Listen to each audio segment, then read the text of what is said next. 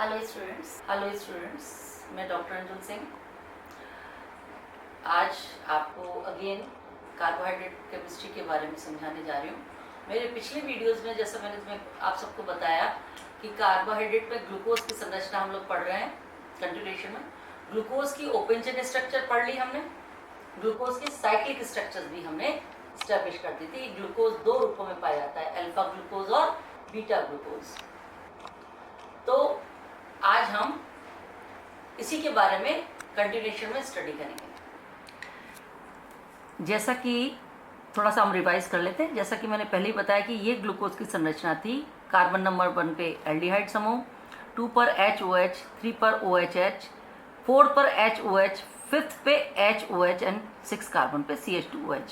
और ये open chain structure ने बहुत सी रिएक्शंस को प्रदर्शित किया था, पर कुछ रिएक्शंस जो ग्लूकोज का ओपन चेन स्ट्रक्चर नहीं दे पाया, उसका कारण जानने के लिए जब रिंग स्ट्रक्चर की खोज की गई तो देखा कि कार्बन नंबर 5 का H माइग्रेट कर जाता है कहाँ पर, कार्बन नंबर 1 के ऊपर, और ये वाला O जो है वो लिंक हो जाता है कार्बन नंबर 1 से, लाइक दिस।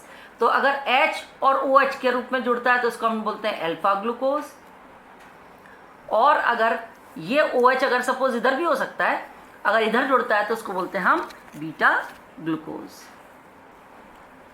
अब एक क्वेश्चन जो तुम्हारे दिमाग में आना चाहिए, मेरा मानना है कि पूछ सकते हैं बच्चे, या कोई क्वेरी भी हो सकती है कि कार्बन नंबर 5 से ही H ऊपर क्यों जाता है, क्यों नहीं कार्बन नंबर 2 से, क्यों नहीं कार्बन नंबर 3 से, कार्बन नंबर 4 या 6 से।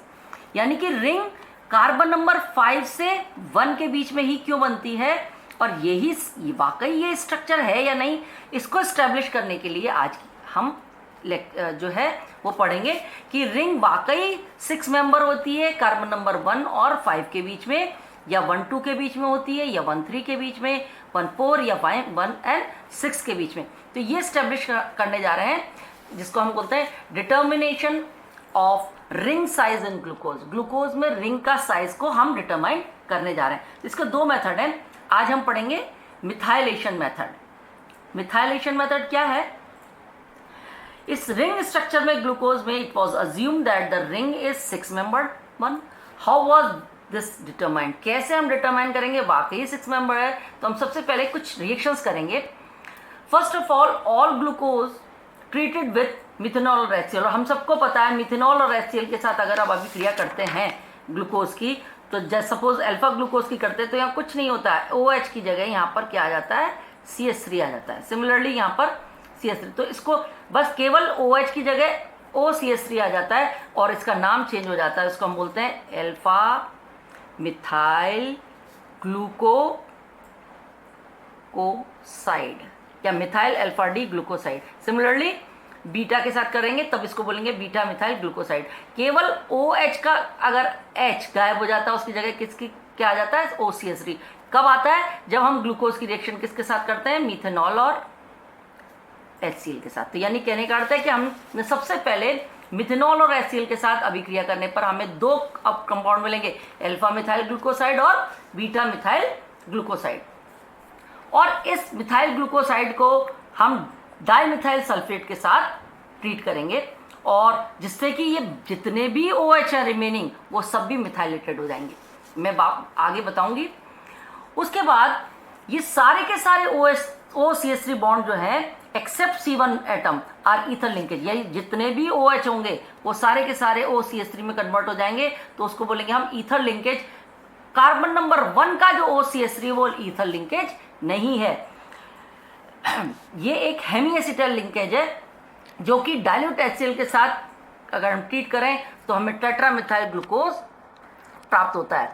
और these ring structure changes into corresponding open chain form. तो ये अच्छा, और एक चीज जो मैं तुम्हें आप सबको बताना चाहूंगी कि ये जो माइग्रेशन है H का O के ऊपर, ये एक बार हो जाता है तो उसको हम हेमी एसिटाइल लिंकेज कहते हैं, पर ये जा भी सकता है और वापस लौट कर भी आ सकता है। यानी कहने का अर्थ है ये संरचना जो है, अगर यहाँ पर OH इधर आ जाता है तो ये हेमी एसिटाइल संरचना खुलती भी है और बंद भी हो सकती है। ये तभी पॉसिबल है जबकि यहाँ पर H फ्री फॉर्म में होगा। OCH3 हो जाता है तो ये वापस लौटकर H यहाँ पर वापस नहीं आ सकता। यानी कहने का अर्थ है कि हेमी एसिटल लिंकेज कब बनेगा, जब H यहाँ पर कार्बन नंबर 1 पर पहुंच जाएगा O के पास, और ये संरचना खुलती रहती है और बंद होती रहती है। इसलिए हम कहते हैं अल्फा ग्लूकोज बीटा ग्लूकोज में कन्वर्ट होता है, बीटा ग्लूकोज अल्फा में कंटिन्यूसली चेंज होता रहता है via an open chain structure.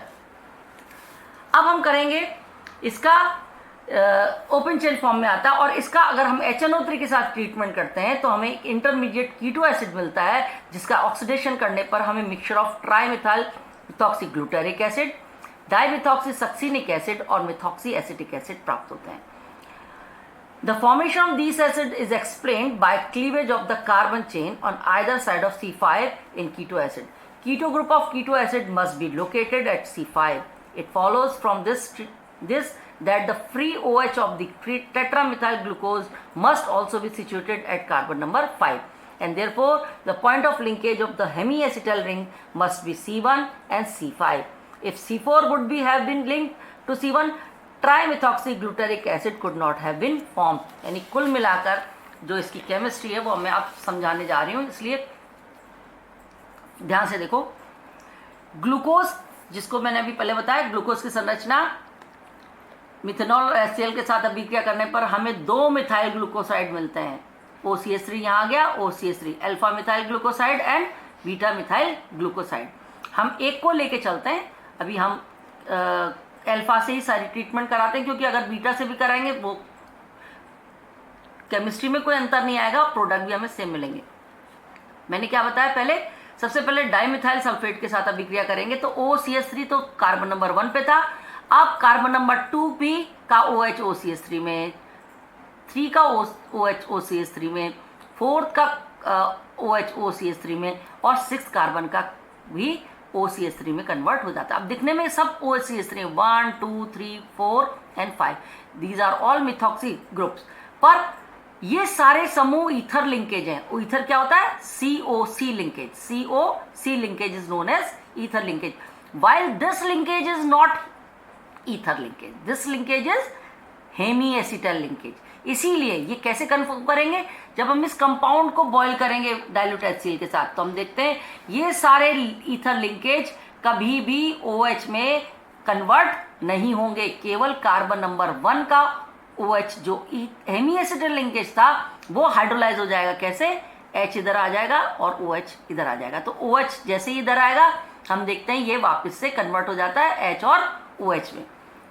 यानी ये OCH3 जो मिथॉक्सी समूह है ये ईथर लिंकेज होने के कारण जल के साथ बॉयल करने पर अपघटित नहीं होते।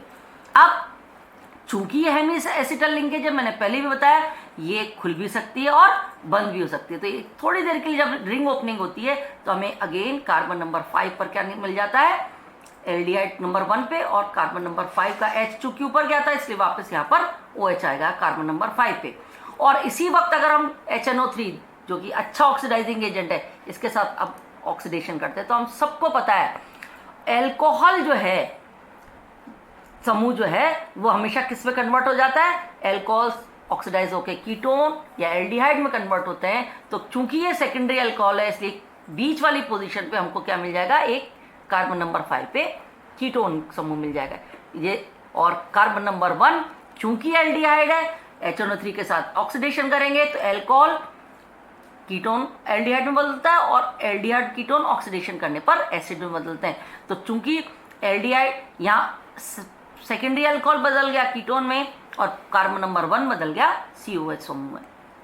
अब चूंकि ये कंपाउंड इंटरमीडिएट होता है, सेकेंड्स के लिए बनता है और रिएक्शन अभी भी चल रही है, क्योंकि HNO3 एक स्ट्रॉन्ग ऑक्सीडाइजिंग एजेंट है। जैसे ही ये कीटो एसिड बनता है इसको ये तुरंत ऑक्सीडाइज करता है, और ऑक्सीडेशन हमेशा याद रखिए कीटोन वाली जगह से होगा, या तो 4 और 5 कार्बन के बीच में से या 5 और 6 के बीच में से। सपोज लिंक क्लीवेज यहां से होता है, टूटता है अगर ये यहां से, तो हमें कार्बन नंबर 1 2 3 4 5 का एक एसिड मिलेगा। कौन सा एसिड मिलेगा? ये कार्बन तो ऑक्सीडाइज हो नहीं सकता, दिस रिमेन्स एज सच। ये कीटोन जो है वो एसिड में बदल जाएगा। देखो ये एज इट इज है, COH OCH3 OCH3H, HOCH3, and this ketone is converted again after oxidation into COOH, and its name is trimethoxy. 1, 2, 3 trimethoxy glutaric acid. 5 carbon का dicarboxylic acid is known as glutaric acid. और ध्यान रखो ये cleavage किसके बीच में से हुआ, 5 और 6 के. पर पॉसिबिलिटी ये भी है कि हमारा कीटोनिक समूह यहां से भी टूट सकता है. अगेन टूट जाएगा कोई बात नहीं. ये बना COH, ये बना HOCH3, ये एज इट इज रहा. और this carbon number 4 is again whole carbon converted into COOH, and its name is again 4 carbon का dicarboxylic acid is known as succinic acid, और इसको बोलेंगे डाइमिथॉक्सी सक्सिनिक एसिड. अब बचा कार्बन नंबर 5 और 6. तो ये 2 कार्बन कीटोनिक समूह बदल गया COH में, और ये ब्रिमा एज इट इज रहा CH2OCH3. इसको बोलेंगे, अगर मैं हटा दूं तो ये क्या है, जस्ट लाइक एसिटिक एसिड, तो इसको बोलेंगे मिथॉक्सी एसिटिक एसिड. यानी कि अगर हम ग्लूकोज का ये पूरी प्रोसेस करते हैं तो हमेशा हमें ट्राइमिथॉक्सी ग्लूटारिक एसिड प्रमुखता से पाया जाता है. क्लियर है. और अगर ये रिंग कैसी है, 6 मेंबर है, यानी लिंकेज किस किस के बीच में है, कार्बन नंबर 1 और 5. सपोज 1% मानते हैं कि ये लिंकेज 5 मेंबर, ये 6 मेंबर नहीं, कैसी है, 5 मेंबर. यानी लिंकेज किसके बीच में, कार्बन नंबर 1 और कार्बन नंबर 4 के OH के बीच में. तो देखो रिएक्शन सेम है, वही मिथेनॉल HCl के साथ OCH3 आ गया. डाइमिथाइल सल्फेट डाइल्यूट HCl के साथ करने पर ये सारे के सारे समूह जो है OCH3 में बदल गया, और साथ ही में ये OCH3 बनने के बाद OH में कन्वर्ट हो गया. अगेन ये खुली संरचना, डाइल्यूट HNO3 के साथ अभिक्रिया हुई, ऑक्सीडेशन हुआ, तो हमें वापस से ये एसिड में मिल गया. और यहाँ पर कीटोन समूह, अब देखो कार्बन नंबर किस पर आ गया, कार्बन नंबर 4 पर. अगेन HNO3 के साथ ऑक्सीडेशन होगा, तो अब टूटने की स्थिति 2 जगह से, 3 और 4 के बीच में से, और 4 और 5 में के बीच में से. तो अगर 3-4 के बीच में से टूटेगा सपोज, तो हमें क्या मिलेगा, और 4 और 5 के बीच में से टूटेगा तो हमें क्या मिलेगा. तो अगर सपोज हमें देखते हैं 4 और 5 के बीच में से अगर ये टूटता है, इन दोनों के बीच में से क्लीवेज होता है, तो हम देखते हैं क्या मिलता है, 1 2 3 4, यानी COH same, HOCH3 CH3OH, and this converted into COH. Amazing. Dimethoxy succinic acid बिल्कुल सेम मिला. देखो यहां हमने देखा था डाइमिथॉक्सी सक्सिनिक एसिड, इससे भी हमें डाइमिथॉक्सी सक्सिनिक एसिड मिला. ओके, नीचे वाले कार्बन से क्या मिला हमें, methoxy acetic acid. Okay, again methoxy acetic acid.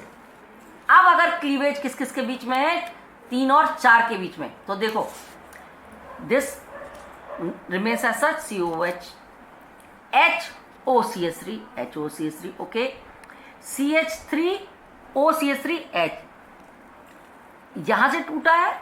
Okay, तो ये एज इट इज, ये as it is, and this whole carbon converted into COOH, और इसको हम बोलेंगे COH HOCH3, and this carbon converted into COH, तो मिथॉक्सी मेलोनिक एसिड. 3 कार्बन का dicarboxylic acid is known as malonic acid. Now come to this, इसको मैं हटा दूं, ऐसे कर दूं, क्योंकि क्लीवेज किस किस के बीच में, 3 और 4 के बीच में. तो आधा पोर्शन ऊपर का तो ये हो गया, नीचे के पोर्शन से हमें क्या मिला, कीटोनिक समूह किस में बदल गया, अम्ल में. ये किस में बदला, एज इट इज रहा. ये किस में बदला, एज इट इज रहा. तो अगर मैं इसको हटा दूं तो ये क्या है, 3 कार्बन का एसिड इज प्रोपियोनिक एसिड, और चूंकि 2 मिथॉक्सी समूह है, इसका मतलब नाम है डाइमिथॉक्सी प्रोपियोनिक एसिड. सबसे इंपॉर्टेंट बात, अगर 4 मेंबर होता, अगर 3 मेंबर भी हम वापस करके देख लें, 2 पे भी करके लेके, पर हमें कभी भी ट्राइमिथॉक्सी ग्लूटारिक एसिड कभी भी प्राप्त नहीं हो रहा. ये एक्सपेरिमेंटली प्रूवन है कि जब भी हम इसका ये प्रोसेस करते हैं पूरा, तो हमेशा हमें प्रमुखता से ट्राइमिथॉक्सी ग्लूटारिक एसिड प्राप्त होता है. 4 5 अगर हम अज्यूम करते हैं सब चीजें और करके देखते हैं, तो कभी भी हमें ट्राइमिथॉक्सी ग्लूटारिक एसिड प्राप्त नहीं होता है. This shows that linkage is always in between carbon number 1 and carbon number 5। और ये टोटल रिंग कितनी है? एक ऑक्सीजन 1 2 3 4 5 एंड 6, यानी कि ये 6 मेंबर्ड पायरेनोज टाइप की रिंग है, ना कि ये फ्यूरेनोज टाइप की 5 मेंबर्ड रिंग। इसलिए मिथाइलेशन मेथड जो है वो ये बात को प्रूव करता है एक तरीके से कि हमारी रिंग, जो हम आज क्या पढ़ रहे थे, determination of ring size in glucose, तो ring should be 6 membered. 6 membered in the sense it has like this, ये एक carbon carbon carbon carbon carbon, एक ऑक्सीजन A1 2 3 4 5 एंड 6 मेंबर्ड एक साइक्लिक स्ट्रक्चर है, जिसको हम पायरेनोज के रूप में भी व्यक्त करेंगे आगे। जब पिछला हम पढ़ चुके हैं, इसको हम किसके रूप में पढ़ चुके हैं? हावर्थ ने जो प्रोजेक्शन फॉर्मूला पढ़ाया था और ये बताया था कि ये एक पायरेनोज रिंग है, पायरेन से मिलता जुलता है। इसका मतलब है रिंग जिसके बीच में बनती है वो हमेशा 6 मेंबर बनती है, ना कि 5 मेंबर और 3 मेंबर और 7 मेंबर। ओके, तो ये आज की क्लास में बस इतना ही कि ये कौन सा मेथड है? Methylation method. ओके, कल हम दूसरा पढ़ेंगे।